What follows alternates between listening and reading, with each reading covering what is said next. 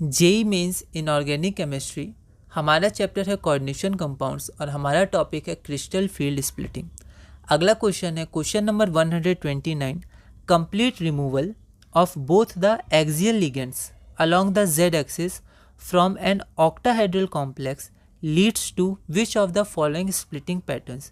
तो हमारे पास जो ऑक्टाहेड्रल कॉम्प्लेक्स है उसमें जो हमारे पास एक्सियल लिगेंड्स हैं उनको हटा दिया गया।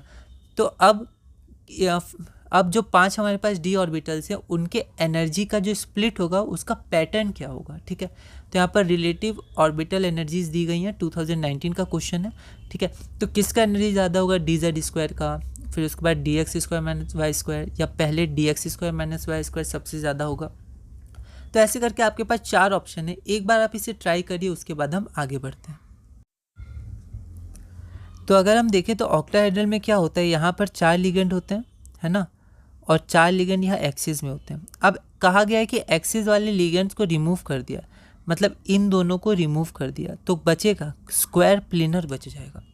After removal of both axial ligands from octahedral complex the field becomes square planar. और स्क्वायर प्लेनर में जो एनर्जी पैटर्न होता है ये होता है, इसको आप ध्यान रखिएगा। ठीक है, स्क्वायर प्लेनर का एनर्जी पैटर्न। तो सबसे ऊपर d x square minus y square, तो आपका ये ऑप्शन हट गया, ये वाला ऑप्शन बी हट गया। ठीक है, उसके बाद आता है डी एक्स वाई, तो डी एक्स वाई आया तो आपका ये ऑप्शन हट गया और ये ऑप्शन भी हट गया, तो आपका हो गया ऑप्शन नंबर ए। ठीक है, d x square minus y square, फिर डी एक्स वाई, फिर डी जेड स्क्वायर, और डी एक्स जेड और डी वाई जेड का सेम होता है। ओके, इसको आप ध्यान रखिएगा, स्क्वायर प्लेनर में ये एनर्जी पैटर्न होता है। अगला क्वेश्चन है question number 130। The metal d orbitals that are directly facing the ligands. ठीक है, तो डी के 5 ऑर्बिटल्स में कितने ऑर्बिटल्स डायरेक्टली लिगेंड को फेस करेंगे, सी एन माइनस जो लिगेंड है।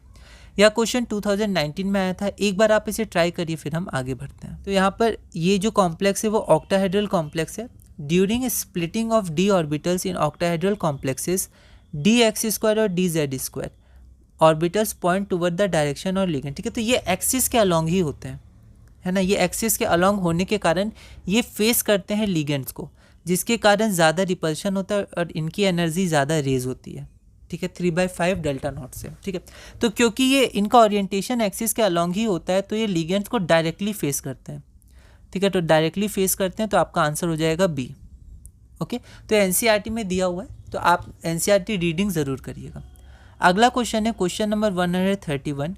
विच of the following complex ions has electrons that are symmetrically filled in both T2G and EG orbitals. ठीक है, तो यहाँ पे आपके पास 4 कॉम्प्लेक्स हैं, इनमें से किस कॉम्प्लेक्स आयंस में सिमेट्रिकली फिल्ड है। ठीक है, याद रखिए इक्वल नहीं है, मतलब इस क्वेश्चन को थोड़ा लैंग्वेज क्वेश्चन भी है, ऐसा नहीं बोला गया है कि इक्वल है, सिमेट्रिकली फिल हुआ है। ठीक है, तो एक बार आप इसे ट्राई करिए, फिर हम लोग आगे बढ़ते हैं।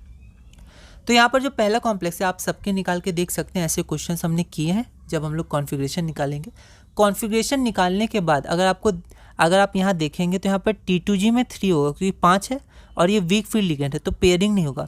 तो ये देखिए सिमेट्रिकल डिस्ट्रीब्यूशन होता है, मतलब हर T2G के हर ऑर्बिटल में 1 इलेक्ट्रॉन, EG के हर ऑर्बिटल में 1 इलेक्ट्रॉन। ऐसा नहीं है कि T2G में 3 है, EG में 2 ही है, तो ये सिमेट्रिकल नहीं हुआ। नहीं, ये तो इक्वल की बात नहीं हो रही है कि दोनों में इक्वल होना चाहिए, सिमेट्रिकल बोला जा रहा है, मतलब 1 1 1 सिमेट्रिकली फिल्ड हुआ, यहाँ भी सिमेट्रिकली फिल्ड हुआ, तो हमारा आंसर हो जाएगा ए।